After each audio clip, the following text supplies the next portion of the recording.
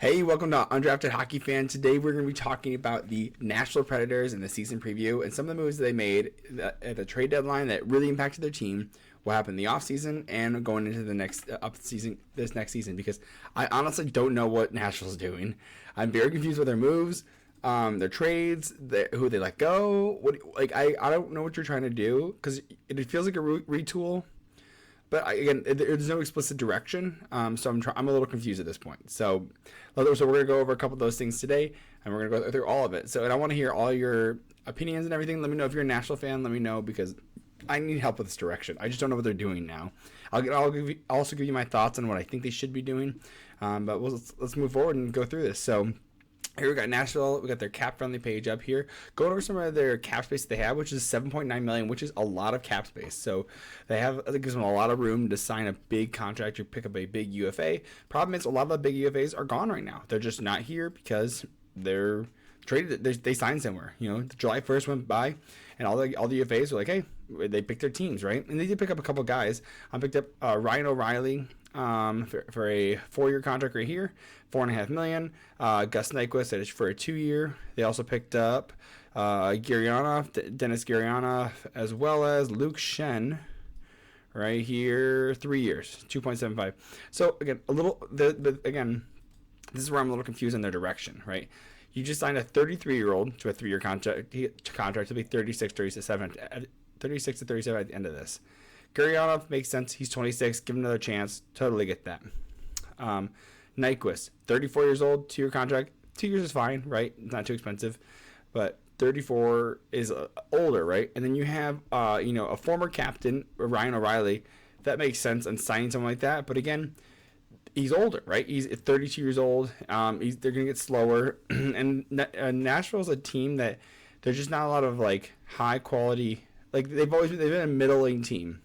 Kind of like what Minnesota was for a while. So they were a middling team. And so what's happening now, and this is the confusion for me, right, is I'm like, what's the direction here? Are you trying to be good? Are you trying to stay in the playoffs? I mean, now they did bring in Barry Trotz as their new GM, right? David Poile stepping down after, as a founding GM, which is crazy, right? And also bringing in Andrew Brunette, who was an assistant coach for the Devils this past year, but prior to that, was one of the reasons that Florida. He was one that took over for Florida when Quinville was there. So, but again, I just don't know a lot of what's happening with Nashville, right? And so, again, we're gonna go over a couple of the moves, because they could do a lot, right? They have all these UFAs right here. You're gonna get almost a whole new team next year. So, of course, you do have Philip Forsberg, who is also.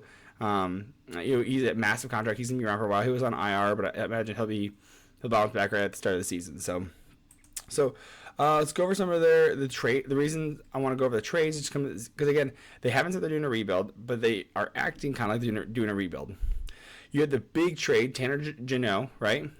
He had a monster season, I think, last year, and then he didn't do as well this year, but Tampa gave a haul for him, right? Okay, they give 6 pieces, right? For a first-round pick, that was a 2nd-round pick too. Yep, a first-round pick, a 2nd-round pick, a 3rd-round pick, a 4th-round pick, a 5th-round pick. So they literally gave 5 picks, 1 through 5, almost a whole draft class, just for this one player, plus Cal Foote, who ended up signing in New Jersey. They let him walk. But it's just crazy to me what they got for this. This is a huge haul. And I'm like, okay, well, this is one of your up-and-comer guys. What are you doing? Why are you sending this guy away? So maybe they didn't see a future for him long-term.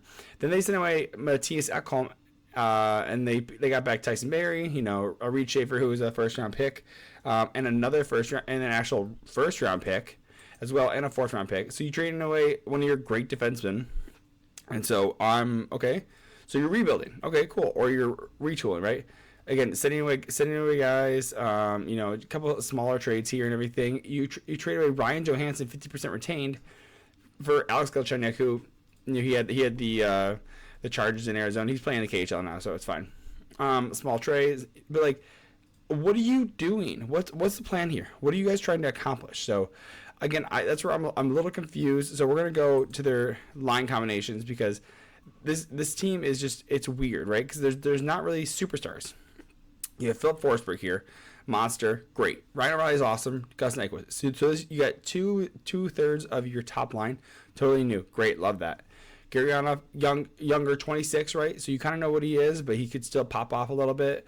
Thomas Novak's good. Luke, I don't know who this guy is. I know. I don't know most of these guys, and I know Trennan. I've heard Trennan.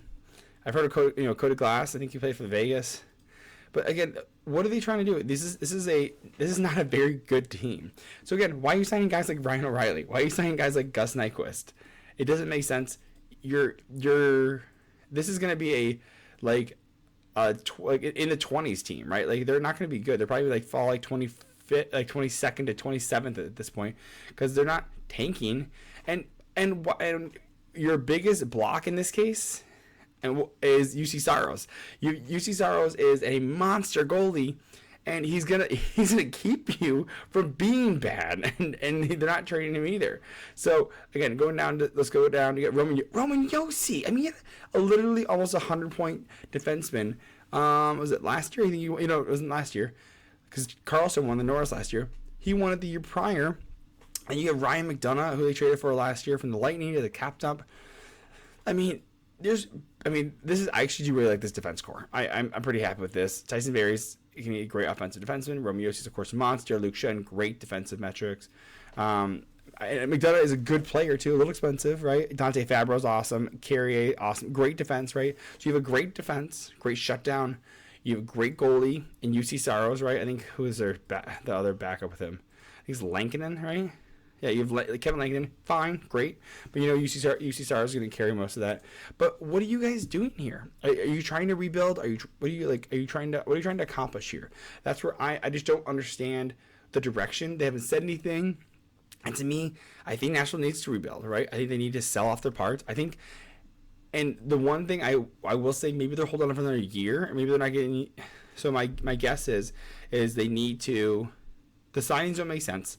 But they do need to trade UC Saros because I do think they need to go into a rebuild or a hard retool because I don't know what they have in like coming up. I don't know if they have anyone like great. So I'm just confused on what they're trying to do. I think the UC Saros, great contract. He's going to get paid. Let's jump over real quick. Let's go see his contract. UC Saros, $5 million. 28 years old. This guy's going to get a great. He's a top 5 goalie in the league, right? He's the reason they stay good. Now, mind you, they do have Askarov coming up, I believe. We'll go to the prospects. I think they have Askarov. Yeah, right here. So they do have Askarov coming up. He's only 21, though, right? Let's see his numbers. Let's see how. I think he played in the AHL last year. I'm pretty sure. Let me see. I played one game with it. Oh, he had 4 goals. It's not great. He had one game played. But in the AHL, he got a .91 or 911. That's not too bad. .903 in the playoffs, 2.7. So he's got some AHL experience, which is great. That's what you want, right? You want a guy. He played in the KHL a little bit, played in the VHL. It looks like he's still developing a little bit, so he probably needs another year in the AHL. Great. At that point, which you need, in my opinion, what they need to do, hold on to Saros, let him show that he can be a great player because we already know he's a great player, and then trade him off, send him out. Someone will buy so hard on UC Saros.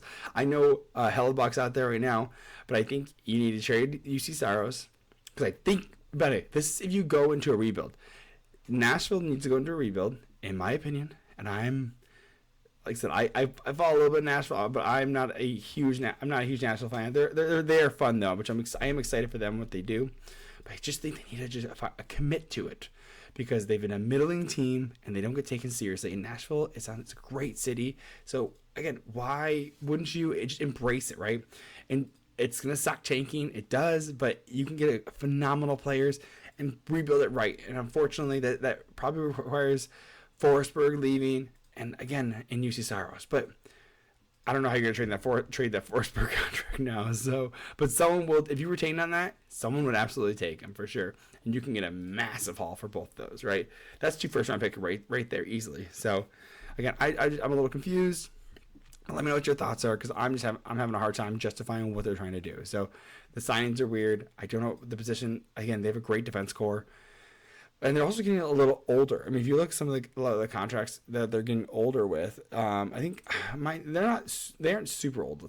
I'm not gonna go with that. Let's go to their ages. They have some older guys, but there's not too many young guys, right? Like you're like 28, 28, 26, 26, 26, 24 is fine. Cody Glass, right? So he's going to be around for a little bit. 29, 34, 32, 33. I mean, look at this. The average age is almost 30 years old for this defense core, right? Like, I don't understand what you're trying to do, unfortunately. So again, I'm just confused.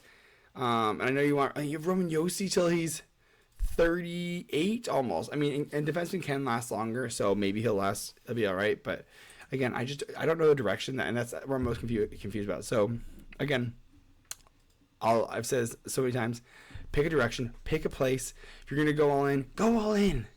Get like a high elite players, and I think they picked up Ryan O'Reilly as a great pickup.